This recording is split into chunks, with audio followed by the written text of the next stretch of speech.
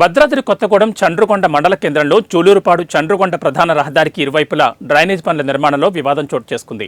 Drainage నిర్మాణం చేపట్టేందుకు R&B అధికారులు జేసీబీల సహాయంతో పనులు ప్రారంభించారు.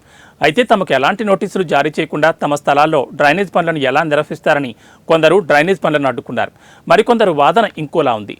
గతంలో 33 అడుగుల వెడల్పులో డ్రైనేజ్ నిర్మాణం చేపట్టాల్సింది. అయితే ఇక్కడ కొందరు స్థానికులు అందుకు అడ్డుపడ్డారని, దీంతో అధికారులు ఎవరికీ నష్టం వాటిల్లకుండా 28 అడుగుల వెడల్పులో డ్రైనేజ్ నిర్మించేందుకు నిర్ణయించుకుని పనులు ప్రారంభించారు. అయినా కూడా ఇప్పుడు మళ్లీ డ్రైనేజ్ పనులను అడ్డుకోవడం ఏంటని ప్రశ్నిస్తున్నారు. ఇదంతా ఇలా ఉంటే మరికొంతమంది వాదన మరోలా ఉంది. బీఆర్ఎస్ ప్రభుత్వ హయాంలోనే జూలూరుపాడు చండ్రుగొండ మధ్య ఉన్న ప్రధాన రహదారికి ఇరువైపులా 2 కిలోమీటర్ల మేర డ్రైనేజ్ నిర్మాణం కోసం సుమారు 3,20 లక్షల రూపాయల నిధులు మంజూరయ్యాయని, అప్పటి ఎమ్మెల్యే మచ్చా నాగేశ్వరరావు సైతం ఈ డ్రైనేజ్ పనులకు భూమి పూజ నిర్వహించారని, అంతలోనే ఎన్నికల కోడ్ రావడంతో డ్రైనేజ్ నిర్మాణ పనులు ఆగిపోయాయని ఆరోపిస్తున్నారు.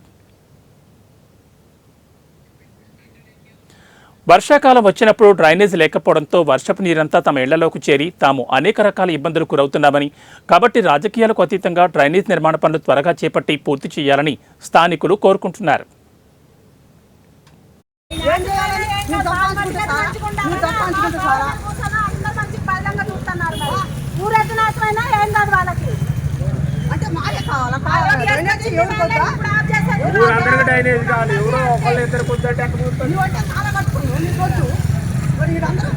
ఇంటి పెట్టి బడి పిల్లగాళ్ళు